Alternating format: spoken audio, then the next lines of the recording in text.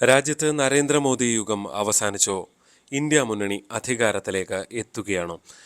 ഒരുപക്ഷെ ഈ മണിക്കൂറുകളിലെ തെരഞ്ഞെടുപ്പ് ഫലം വന്ന ശേഷമുള്ള ഏറ്റവും പ്രധാനപ്പെട്ട ചോദ്യം ഇതുതന്നെയാണ്. ഇന്ത്യ മുന്നണി അധികാരം പിടിക്കുമോ എന്നുള്ള ചോദ്യം.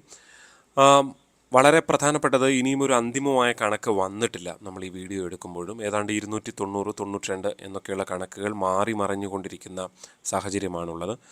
പക്ഷേ യഥാർത്ഥത്തിൽ NDA എന്ന മുന്നണിക്ക് ഇതിനകം തന്നെ കേവല ഭൂരിപക്ഷമുണ്ട്. അതായത് 272 അംഗങ്ങളുടെ പിന്തുണ മതി. 290, 92 എന്ന് പറഞ്ഞു കഴിഞ്ഞാൽ വളരെ കംഫർട്ടബിൾ ആയിട്ടുള്ളൊരു മെജോറിറ്റി NDAയ്ക്കുണ്ട്. പക്ഷേ അവിടെയാണ് NDAയ്ക്കുള്ള ആ മെജോറിറ്റിയാണ് വളരെ പ്രധാനപ്പെട്ടത്. NDAയ്ക്കുള്ള ഈ മെജോറിറ്റിയിൽ രണ്ട് കക്ഷികൾ വളരെ പ്രധാനപ്പെട്ടതാണ്. നേരത്തെ ഇന്ത്യ മുന്നണിയിലുണ്ടായിരുന്ന ബീഹാർ മുഖ്യമന്ത്രിയായിരുന്ന നിതീഷ് കുമാറും ഒപ്പം തന്നെ TDP നേതാവ് ചന്ദ്രബാബു നായിഡും. ഈ രണ്ടു പേർക്കും കിട്ടിയ അംഗങ്ങളുടെ പിന്തുണ കൂടി ഇന്ത്യ മുന്നണിയിൽ എത്തിച്ചാൽ, അതേഴ്സിൻ്റെ പിന്തുണ കൂടി നേടിക്കഴിഞ്ഞാൽ വളരെ കൃത്യമായി അധികാരത്തിലെത്താം ഇന്ത്യ മുന്നണിക്ക് എന്നുള്ളതാണ് രാജ്യത്തെ സാഹചര്യം. അതായത് ഏതാണ്ട് അവർക്ക് രണ്ടു പേർക്കുമായി 25-നും 30-നും ഇടയിൽ സീറ്റുകളാണ് ഉള്ളത്. ഏതാണ്ട് 28, 30 അത് മാറി മറിഞ്ഞുകൊണ്ടിരിക്കുന്നു ഈ സമയത്ത്. ഒരുപക്ഷെ നിങ്ങൾ ഈ വീഡിയോ കാണുന്ന സമയത്ത് ടെലിവിഷൻ സ്ക്രീനിലൊക്കെ പുതിയ അപ്ഡേഷൻസ് വരുന്നുണ്ടാകും. അത് നോക്കി വേണം വിലയിരുത്തലുകൾ അന്തിമമായി നടത്താൻ. പക്ഷേ ഏതാണ്ട് നിതീഷ് കുമാറിന് ഏതാണ്ട് 15ഓളം സീറ്റുകളും ഒപ്പം തന്നെ തൊട്ടിപ്പുറത്ത് 16ഓളം സീറ്റുകളാണ് TDPക്ക് MP-മാരെ ജയിപ്പിച്ചെടുക്കാൻ കഴിഞ്ഞിട്ടുള്ളത് എന്നുള്ളതാണ്. അത് രണ്ടും കൂടെ ചേരുമ്പോൾ 30 സീറ്റ്. ആ 30 സീറ്റ് NDAയിൽ നിന്ന് മാറിയാൽ യഥാർത്ഥത്തിൽ ഇന്ത്യ മുന്നണിക്ക് അധികാരത്തിലെത്താം. അതായത് അങ്ങനെ വരുമ്പോൾ ഏതാണ്ടൊരു ഈ 30 പേർ വിട്ടുകഴിഞ്ഞാൽ തന്നെ 260 എന്ന അംഗസംഖ്യയിലേക്ക് എത്തും. പിന്നെയും ചില കക്ഷികൾ പല സംസ്ഥാനങ്ങളിലായുണ്ട്. അവരുടെയൊക്കെ പോയി കഴിഞ്ഞാൽ BJPക്ക് ഏതാണ്ട് ഒറ്റയ്ക്ക്, സാധാരണഗതിയിൽ കഴിഞ്ഞ 2 മോദി സർക്കാരുകളുടെയും കാലത്ത് കേവല ഭൂരിപക്ഷം ഉണ്ടായിരുന്നു എന്നതാണ് പ്രത്യേകത. അതായത് 272 സീറ്റ് BJPക്ക് ഒറ്റയ്ക്കുണ്ടായിരുന്നു. ഇത്തവണ BJPക്ക് ഏതാണ്ട് 235 അല്ലെങ്കിൽ പരമാവധി 240 സീറ്റ് വരെ ലഭിക്കാനുള്ള സാധ്യത മാത്രമേ ഇപ്പോൾ കാണുന്നുള്ളൂ. അങ്ങനെ വരുമ്പോൾ പിന്നീട് സ്വാഭാവികമായും ഇന്ത്യ മുന്നണി ഇപ്പോൾ നടത്തുന്ന നീക്കം ഈ മറ്റുള്ളവരെ ഒപ്പം നിർത്തുക എന്നുള്ളതാണ്. യഥാർത്ഥത്തിൽ നിതീഷ് കുമാറും ചന്ദ്രബാബു നായിഡുവും വന്നാൽ തന്നെ പകുതി ആശ്വാസമായി എന്ന് തന്നെ പറയേണ്ടി വരും. ഇപ്പോൾ ഇന്ത്യ മുന്നണിക്കുള്ള ഒരു 230 അല്ലെങ്കിൽ 35 എന്നുള്ളത് 260 65 എത്താം. അതേഴ്സ് കുറച്ച് സ്ഥാനാർത്ഥികളുടെ വിജയം പലയിടത്തായിട്ടുണ്ട്. അതെല്ലാം കൂടെ ചേർത്ത് വെച്ചാൽ യഥാർത്ഥത്തിൽ അധികാരത്തിലെത്താൻ കഴിയുന്ന ഒരു സാഹചര്യം തന്നെയാണ് ഇന്ത്യ മുന്നണിക്കുള്ളത്. ഇന്ത്യ മുന്നണി അങ്ങനെ ഒരു സാധ്യതകളിലേക്ക് പോകുമോ എന്ന ചോദ്യത്തിന് തീർച്ചയായും അധികാരം പിടിക്കുക എന്നുള്ളതാണ് രാഷ്ട്രീയ പാർട്ടികളെ സംബന്ധിച്ച് വർഷങ്ങളായി കാലങ്ങളായി അവർ ചെയ്തുകൊണ്ടിരിക്കുന്നത്. അതിനുള്ള സാധ്യതകൾ ഉപയോഗപ്പെടുത്തുക എന്നുള്ളതാണ്. കഴിഞ്ഞ 10 വർഷം BJPയും ഓരോ സംസ്ഥാനങ്ങളിലും കാഴ്ചവെച്ചത്. അതിനു മുൻപ് രാജ്യത്ത് കോൺഗ്രസും അത്തരം ശ്രമങ്ങൾ, നീക്കങ്ങളെല്ലാം നടത്തിയിട്ടുള്ള ചരിത്രം ഇന്ത്യൻ രാഷ്ട്രീയത്തിലുണ്ട്. അതുകൊണ്ട് തന്നെ ഇപ്പോഴത്തെ സാഹചര്യത്തിൽ JDUവും ഒപ്പം തന്നെ ചന്ദ്രബാബു നായിഡുവും എത്തിയാൽ ഇന്ത്യ മുന്നണിക്ക് സർക്കാരുണ്ടാക്കാൻ കഴിയും. അതിനുള്ള ക്ഷണം ഇതിനകം തന്നെ അവർ നടത്തിക്കഴിഞ്ഞു.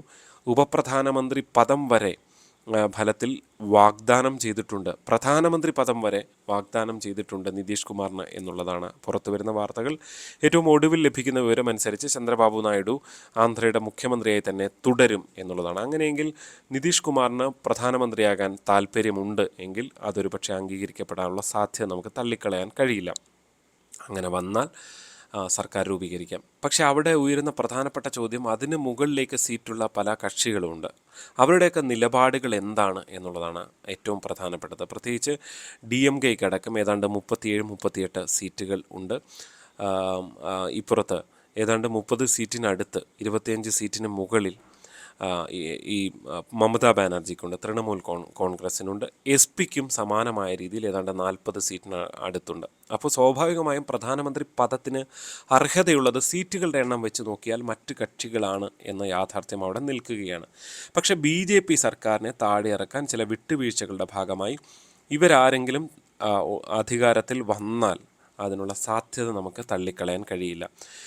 ഒരുപക്ഷേ BJP ഭരിച്ചതുപോലെ അല്ലാതെ കുറച്ചുകൂടി സ്വതന്ത്രമായി അവരുടെ ഇഷ്ടം പോലെ ഭരിക്കാൻ കഴിയുന്ന ഒരു സാഹചര്യം ഉണ്ടാകും. പ്രത്യേകിച്ച് ആരും അങ്ങനെ ചോദിക്കാനും പറയാനും ഈ സ്ട്രിക്ട്നെസ്സും ഒന്നും ഇല്ലാത്തൊരു സർക്കാരിലേക്കായിരിക്കും കാര്യങ്ങൾ അങ്ങനെ വന്നാൽ പോവുക എന്ന് തന്നെ മനസ്സിലാക്കേണ്ടി വരും. കാരണം നമ്മൾ മുൻപ് UP 1-2 സർക്കാരുകളുടെ കാലത്തൊക്കെ ഉണ്ടായിട്ടുള്ള പല നീക്കങ്ങളും പിന്നീടുണ്ടായിട്ടുള്ള പല അഴിമതി സംഭവങ്ങളും ഒക്കെ നമ്മൾ കണ്ടിട്ടുള്ളതാണ്. ഇപ്പോൾ അഴിമതിയിലേക്ക് പോകും എന്ന് നമുക്ക് ഒരിക്കലും പറയാൻ കഴിയില്ല. കാരണം ഒരു സർക്കാർ വരാനിരിക്കുന്നതേ ഉള്ളൂ. അതിനെക്കുറിച്ച് നമുക്ക് ഒരു മുൻ ധാരണ ഉണ്ടാകാൻ പറ്റില്ല. പക്ഷേ ചരിത്രത്തിൽ 2G സ്പെക്ട്രം ഉൾപ്പെടെയുള്ള പല സംഭവങ്ങളും അന്നുണ്ടായിട്ടുണ്ട്. അതായത് ഒരു കൺട്രോൾ ഇല്ലാതെ പോകുന്ന ഒരു സാഹചര്യം യഥാർത്ഥത്തിൽ ഫലത്തിൽ ഇന്ത്യ മുന്നണി അധികാരത്തിൽ വന്നാലുണ്ടാകും. പക്ഷേ ഇന്ത്യ മുന്നണി അധികാരത്തിൽ വന്നാൽ മാത്രമാണോ അങ്ങനെ ഉണ്ടാകുക? അങ്ങനെ നമുക്ക് പറയാൻ കഴിയില്ല. ഇപ്പോൾ BJPക്കും യഥാർത്ഥത്തിൽ നിതീഷ് കുമാറിനും ഒപ്പം തന്നെ ചന്ദ്രബാബു നായിഡുവിനും മേലിൽ ഒരു കടിഞ്ഞാണിടാൻ കഴിയാത്ത സ്ഥിതിയിലേക്ക് കാര്യങ്ങളെത്തി. കാരണം BJPക്ക് ഒറ്റയ്ക്ക് ഭൂരിപക്ഷമില്ല.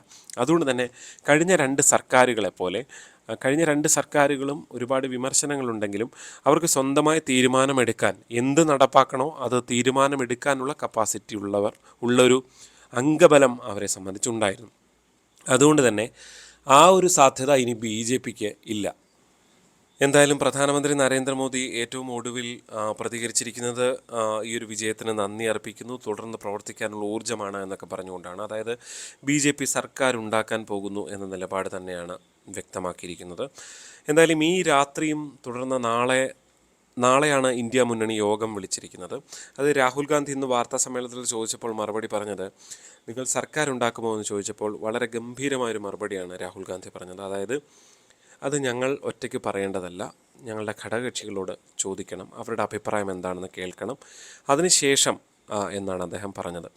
അതായത് അങ്ങനെ ഒരു മറുപടി അല്ലാതെ ഒരു അഭിപ്രായം മറ്റെന്തെങ്കിലുമൊക്കെ പറഞ്ഞു കഴിഞ്ഞാൽ മറ്റ് ഘടകകക്ഷികളെ ചൊടിപ്പിക്കുമെന്ന കൃത്യമായ ധാരണ, ഒരു പൊളിറ്റിക്കൽ ധാരണ രാഹുൽ ഗാന്ധിക്ക് ഉണ്ടായി എന്നുള്ളതാണ് ഏറ്റവും ശ്രദ്ധേയമായിട്ടുള്ളത്. അത് ഇത്തവണ ഈ സമയത്തും പ്രകടിപ്പിച്ചു എന്നുള്ളതാണ് ഏറ്റവും പ്രധാനപ്പെട്ടത്. അതങ്ങനെ നിൽക്കുമ്പോൾ പിന്നെ BJP സർക്കാർ സ്വാഭാവികമായും അധികാരത്തിൽ വരുമോ എന്നുള്ളത് തീർച്ചയായും കാത്തിരുന്ന് തന്നെ കാണണം. എന്തായാലും നാളത്തെ ഇന്ത്യ മുന്നണിയുടെ യോഗവും തുടർന്ന് BJP നടത്തുന്ന രാഷ്ട്രീയ നീക്കങ്ങളെല്ലാം വളരെ പ്രധാനപ്പെട്ടതാണ്. ചന്ദ്രബാബു നായിഡുവോ നിതീഷ് കുമാറോ NDA കൈവിടുമോ എന്നുള്ളത് തീർച്ചയായും കാത്തിരുന്നു കാണേണ്ട ഒരു ചോദ്യം തന്നെയാണ്. എന്തായാലും ഇതിലാരെങ്കിലും 2 പേരും പോയാലാണ് NDAക്ക് സർക്കാർ ഉണ്ടാക്കാൻ പറ്റാത്ത സാഹചര്യം വന്നത്. അല്ലെങ്കിൽ ചെറുകക്ഷികൾ ആരെങ്കിലും പോകേണ്ട സാഹചര്യം വന്നേക്കാം. എന്തായാലും ഒരു കാര്യം ഉറപ്പാണ്, നമ്മുടെ രാജ്യത്ത് ഒരു സുസ്ഥിരമായ സർക്കാർ ഉണ്ടാകുമോ എന്ന ആശങ്ക കൂടിയാണ് ഇപ്പോൾ ഉയർന്നു വന്നത്.